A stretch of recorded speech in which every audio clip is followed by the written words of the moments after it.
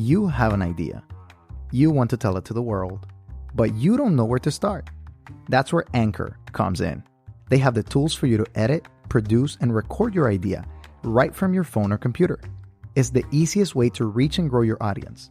They publish for you to Spotify, Apple Podcasts, and all major platforms.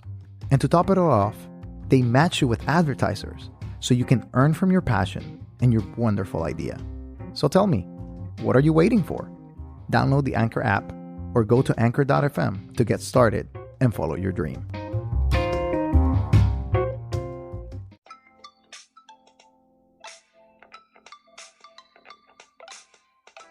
Welcome to Disruptive Adventism. My name is Jose Briones, and I'll be your host for this podcast. This podcast is about discussing the polemical statements and practices that are part of the Adventist fabric, which in turn shape this belief system to be unique and relevant for today's society. Today's podcast is an introduction to our series on technology. We're going to be engaging with this series for the next couple of weeks, and we hope that you enjoy the interviews that are to follow. Today, it'll be a short monologue explaining the idea of technology and why is it important for an Adventist to engage with it. I hope that you enjoy it and that you find meaningful ways to engage with technology in the digital age with a purpose. Without nothing else to say, let us begin. Thanks for tuning in again, everyone. It's our 10th episode. We are really excited with what we have been able to accomplish. We hope that you have enjoyed so far our series on mindfulness, and we're just thankful for all the following that we've been getting, all the feedback, all the reviews, and we are just excited to see where this podcast is starting to get into. We're starting a different series today. We're starting a series on technology, and our series is going to be focusing on different aspects of technology. I'll share a little bit more at the end of the podcast, where we'll be having some interviews and some people coming in and sharing some disruptive things and some other things to, better connect with technology and how to use it in a positive way and avoid the negative ills of technology. And I'll be speaking about a couple of those. So one thing that I want to say is that technology is amazing. To me, it's just great. It's awesome that you're able to listen to my voice through headphones or through a Bluetooth-enabled car, or maybe Bluetooth headphones, or maybe a speaker, maybe in your Alexa or your Google Home. To me, all of these technological advancements are amazing. They make our life easier. That's just kind of like the reality, the advent of technology, the smartphone, the e-readers, the different connected devices in our homes are making our lives better. That's just kind of the reality that we're living in.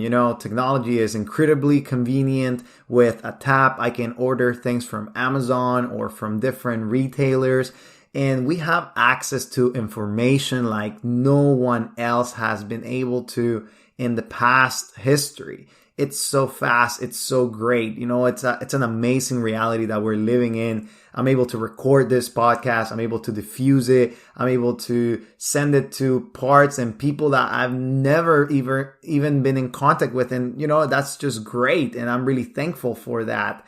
However, the reality about technology is that it's also tricky. And you are aware of this. We sit with our phones in the table. We go to restaurants. We are addicted to a certain degree. We spend too much time.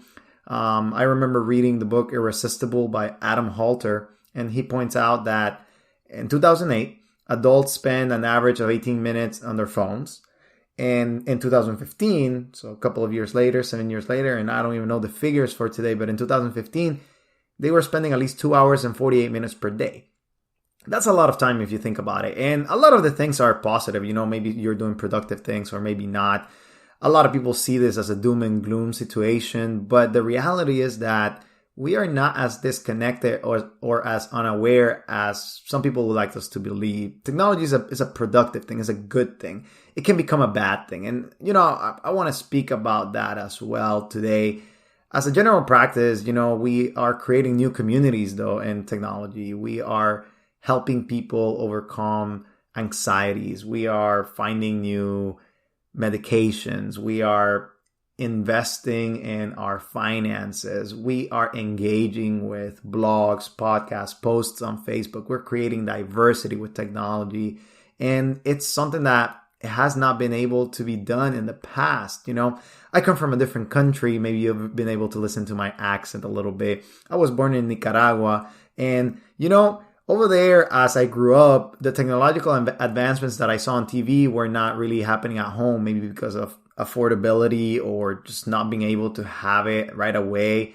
But since I moved to the United States, it's a little bit different here. We have the latest and greatest, and we're able to afford it to a certain degree, and certain, maybe in other areas, you're not able to afford certain things. But everyone has a degree of technological things that they have acquired over the last year. And this reality of, constant use of social networks, apps, and productivity things, YouTube, information, news, podcasts, blogs, it's a little bit overwhelming, but at the same time, it's allowing us to do tasks faster than any other generation. And yes, technology has a negative component, but as a general rule, I would like to say that as Adventists, we are to regard technology not as evil in and of itself, but as a tool. These tool technology, your computer, your phone, your car even, these tools can be used for a positive engagement or a negative engagement. People usually go to the extreme, and, we live in a digital reality. That's the idea. We are not forgetting that we have nature or parks or things or libraries that are surrounding us or people, but there is this extended sense of reality that is also present in our lives today. And the idea is that we need to engage with both. We need to engage with the community, with the nature paths, with the fellowship at church, but we also need to engage with the digital world. Facebook, Instagram. What is all of these things shaping us to be a better person, to be a holistic individual? It's necessary then that we understand technology to be useful as long as the user is doing it or using this tool for a positive engagement. As humans, I think that we have the ability, or at least we're supposed to have the ability to have control over our actions. And if we don't, then we're on dangerous ground. And that's something that technology does also allow. It can control us. The same book, Irresistible, kind of shows how tech companies, have been able to trick our minds and, make us spend more time in these social media, social network websites. And, we need to be careful when it comes to technology. And for example, I'm the first to admit I have a dysfunctional relationship with technology. I love using it. I getting the latest gadget. I spend a decent amount of time on Facebook or Instagram, and I engage with people. But sometimes I hate it too. I really don't like it. I've gone on digital detox. I've done different things with technology, and something that I think that I'm trying to strike for, and I think everyone's trying to strike for with this kind of new revelation, this new digital age, is balance. And it's an inescapable reality. We have technology, we have these tools, and we just need to learn how to use them well. So as an Adventist, I think that the usage of technology should be threefold. In first place, I think technology should be used for our personal development. And that is just a holistic development of the person, either through books or either through acquiring information, getting closer to God through spiritual ways like reading the Bible, or, going deeper through websites and commentaries and maybe reading books online or different things. I think that's the first thing that technology has allowed us to do from an individual perspective. Technology is helping me and helping others to find information faster and to educate myself. I listen to podcasts, I read books on my Kindle, and I engage with people on Facebook. And that's awesome because it's helping for my self-awareness and my development at the same time. So I think that as an Adventist, that's the first place that I need to be mindful and that I need to engage with technology in such a way that is helping me become a better person. The second place where I think technology should be used is for the purpose of furthering others and for helping others understand and engage with different ideas and also relieve their suffering. I was watching a couple of videos on Flint, Michigan, And, that's something that came about maybe like a year and a half or 2 years ago when it was a huge deal with the water thing. But the thing is, like, I have been able to visit since then, since that broke out in the news. And it's kind of like still the same situation. And the reality is that sometimes what happens in the technology is that we have a very short cycle of news. And we kind of forget about the people that we're trying to further, we're trying to help. Then it kind of becomes our duty, as the people that have technological tools to use them for helping others. And never forgetting, not just seeing like, hey, this happened a couple of years ago, but using technology to kind of re-engage in the conversation and further the cause of those that have no voice. Technology is a big tool for Adventists to share issues close to our hearts, helping the disenfranchised or helping those who are in no condition to help themselves, looking for people that have been displaced, or maybe sharing information from homeless individuals. I think that also it is about correcting others. This digital platform like Facebook or Instagram, I'm pretty sure you have gotten into a debate at some point in time with somebody on Facebook, but maybe someone's wrong, maybe they're not aware of the information, and that allows you to have a discussion with them, to help them, to build community with them, and that way you're helping them to become better people. So that's the second aspect, that technology can allow you and me to become not only better people, but to help others to become better people. The last aspect that I think Adventists should use, as people we need to use, it's not a matter of whether we should engage in the digital space or not, is that the only way that we should engage in the digital space is if we're furthering the gospel. I say it from a very interesting perspective. I have gone back and forth. All of us post different things about our lives, or maybe, you got into a relationship, or maybe you got a new job, and all of those things are good. All of those things are great. You're updating your friends and sharing maybe a beautiful vacation that you have. But something that I think as an Adventist, a very important aspect of being an Adventist is using every tool that we have at hand, every opportunity in order to share the gospel, to give conversations that make people think about God, that make people think about the beautiful thing of creation, and that there is someone, Jesus Christ, he's out there looking for them. I think that that's the gospel in the digital age, that we're able to, we have this new space that is allowing us to communicate at faster rates, that is allowing us to send information, to introduce conversations, to make ourselves better, to diffuse the information in new ways through videos, podcasts, for blogs, or maybe other creative, maybe even sharing art, GoFundMe campaigns. But that this medium, that this space is being able to use for the gospel, I think is the most important thing.